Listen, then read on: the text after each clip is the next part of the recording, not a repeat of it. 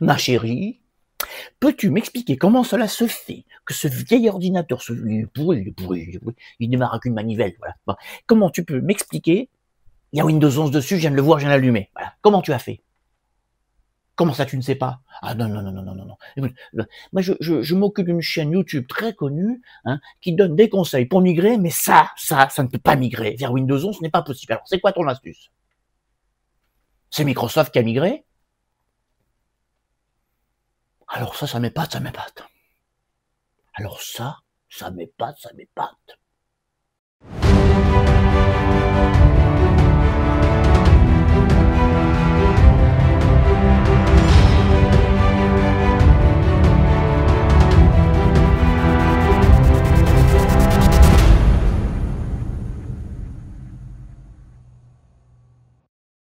Bonjour à toutes et à tous. Bienvenue dans une nouvelle vidéo de votre chaîne SOS PC. Oui, je me retiens de rire parce que le feuilleton Microsoft, franchement, hein, pour un YouTuber qui traite de l'informatique, de la vulgarisation informatique et des OS, c'est du pain béni. On va reparler, alors je ne dirai pas pour la dernière fois, parce que hein, qu'est-ce qu'ils vont nous faire encore chez Microsoft? Ah oui, ils sont jamais à court d'idées. On va encore parler de ces fameuses exigences pour migrer vers Windows 11 qui cassent les pieds, pour pas dire autre chose, à tout le monde. Et si, alors ça c'est l'actualité, hein, si on a eu connaissance de migration accidentelle de certains PC de Windows 10 vers Windows 11, alors, la boulette.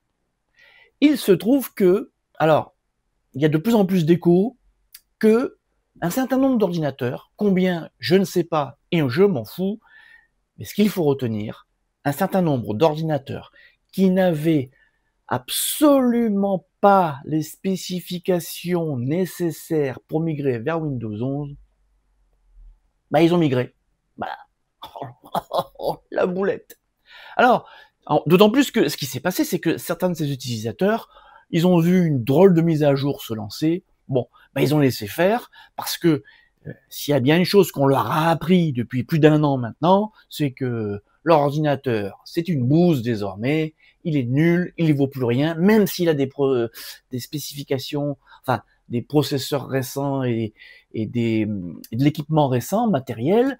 Non, on a tellement dit aux gens que leur ordinateur qui a seulement 2 ou 3 ans, il est pas bon pour Windows 11, que quand ils ont vu la mise à jour se balancer, bon ben, ils ont laissé faire. Bon. Sauf que ce qui est plus grave, c'est que certains utilisateurs, ben, eux, ils avaient des systèmes beaucoup plus anciens. Voilà. Alors, au hasard, alors, il n'y a pas que, hein, j'ai pas trop eu le temps de faire beaucoup de recherches, mais on va avoir droit à de nombreuses remontées dans les prochaines semaines, hein, vu que l'échéance d'octobre arrive. L'une des marques, c'est Dell. Hein, alors c'est pas vraiment une petite société, hein, il y a quand même un paquet de millions d'ordinateurs Dell dans le monde. Alors ben voilà, la boulette. Alors pourquoi je dis la boulette? Bah parce que vous allez me dire, oh bah c'est super, ils ont de la chance, hein, ils ont pu migrer vers Windows 11. Alors la chance, je sais pas si c'est le mot, hein, mais bon. Bah, le problème, c'est qu'une fois qu'ils ont migré vers Windows 11, eh ben ils ont pas redémarré. Alors il y en a certains qui n'ont pas redémarré, d'autres qui ont redémarré mais qui sont complètement à l'ouest, hein, parce que quand un ordinateur est un petit peu ancien, il peut manquer de mémoire vive, il peut avoir un processeur trop juste, un GPU, donc une puce ou carte graphique vraiment trop ancien, et là, pour de vraies et bonnes raisons, il est normal de ne pas migrer vers Windows 11. Voilà. Parce que le problème dans cette histoire, c'est qu'il y a des ordinateurs qui ne doivent pas migrer vers Windows 11. Oui, je suis désolé, vous avez un ordinateur un petit peu ancien. Alors quand je dis ancien, c'est déjà au moins, enfin plus de 5 ans déjà, entre 5 et 10 ans, parce qu'après au-delà de 10 ans, là, hein, voilà, on va pas faire les musées non plus. Si vous avez un ordinateur qui commence à être ancien, c'est normal. Là, c'est pas un piège de Microsoft. Tout est relatif, hein, parce que comme je le dis souvent, on est dans une fuite en avant, on a des processeurs de plus en plus puissants, des cartes graphiques de plus en plus extraordinaires, on a de plus en plus de mémoire vive, on a des disques durs sympas et réactifs, mais on a des OS de plus en plus gourmands, ce qui fait qu'on n'arrive pas à profiter Moi, c'est frustrant. Il y a un nouveau processeur qui sort, il y a plein de nouveaux trucs, vous les assemblez et tout, mais vous en profitez pas parce que vos OS et les logiciels périphériques, il n'y a pas que Microsoft, bah, ils demandent de plus en plus de ressources de puissance. Bon. Donc, la problématique du jour, c'est, ok, certains vieux ordinateurs ne devraient pas migrer vers Windows 11 ou ne doivent pas migrer, ça c'est réglé, mais, on vient donc de se rendre compte, alors voilà, c'est la news du jour, que, alors il y en a encore quelques-uns qui avaient douté, mais moi je n'ai jamais douté, que les restrictions de Microsoft étaient totalement artificielles. Je le dis, pour celles et ceux qui voudraient quand même passer à Windows 11 et contourner avec plein de logiciels pour ça, pour contourner, faites-le, j'allais dire. Hein. Si vous avez envie d'essayer Windows 11, hein, bon. Moi, personnellement, Windows 11, j'ai fait une croix dessus pour plein de raisons.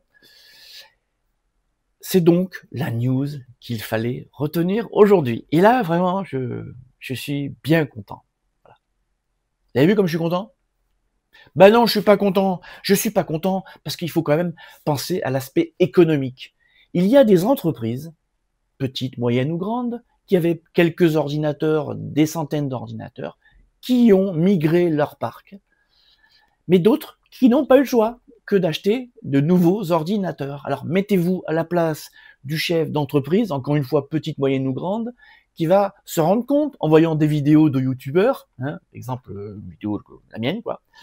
Mais il va se rendre compte que le type, il dit putain, j'ai dépensé parce que oui, je fais long aujourd'hui. Oui, parce que moi, je vous aiguille vers des partenaires d'SOSPC pour acheter une licence à quelques dizaines d'euros, mais beaucoup d'entreprises qui n'ont pas le temps, et là je les comprends, d'aller se promener sur YouTube, hein, ou de surfer sur Internet, bah, eux, ils ont acheté la licence. Alors, s'ils ont eu de la chance, ils sont allés dans un magasin informatique sérieux, et le prix de la licence officielle, alors je sais plus les prix, vous me corrigerez, mais bon, on est entre 100 et 130 euros. Mais si vous allez, alors tiens, je suis allé hier, tiens, je jeté un œil, pour une licence pro officielle Microsoft sur le site de Microsoft, c'est 259 euros. Voilà. Voilà. Ça veut dire que par exemple, vous êtes une petite entreprise, vous avez 10 PC à migrer, non, à acheter, hein, parce que là on parle plus de migration du coup, mais 10 fois 259 euros, 2500 balles d'investissement. Pourquoi? À cause d'un blocage artificiel. Voilà. Je ne sais pas s'il faut en rire ou en pleurer. Voilà. En tous les cas, et pour terminer cette vidéo, parce que quand... Et oui, je suis long aujourd'hui, je suis désolé, mais bon, hein, on aime bien discuter. Si vous souhaitez continuer à utiliser Windows 10, personnellement, j'ai une solution. Alors, elle vaut ce qu'elle vaut. Il existe deux versions de Windows 10, LTSC, le Long Term Service Channel, Long Term Servicing Channel, oui, à force d'utiliser l'acronyme, on ne sait plus trop ce qu'ils veulent dire. Il y a une version donc 2019 et 2021 qui ont plusieurs années de support devant elles. Alors, ce sont des versions de Windows 10 allégées. Il n'y a pas de store, hein, je le dis bien parce qu'il y a certains programmes désormais qui ne s'installent que via le store. Ce sont des versions extrêmement simplifiées, mais qui marchent très bien. Moi, je suis sur la 2021 depuis janvier. Je suis en train de tourner cette vidéo sur un ordinateur qui tourne avec une version 2021 LTSC de Windows 10. Donc, si, comme moi, vous êtes un particulier qui n'a que des besoins basiques, aller sur Internet, voir ses mails, lancer un petit logiciel de capture vidéo, bon, bref, donc la majorité d'entre nous, je pense que, alors, c'est simple, hein, moi je vous le dis, c'est soit vous allez chez Linux, encore une fois, j'ai rien contre Linux, hein, mais ça change des habitudes quand même, quoi qu'on en dise, soit vous décidez de réinstaller Windows. Alors il faudra acheter une nouvelle clé de licence, vous avez le partenaire des SOSPC, vous allez les avoir pour pas grand chose, les licences, et ça vous permettrait d'avoir un système plus rapide, plus réactif, et qui bénéficierait de mises à jour beaucoup plus longues, dans la durée, voilà, entre une année et plusieurs années suivant la version que vous choisirez.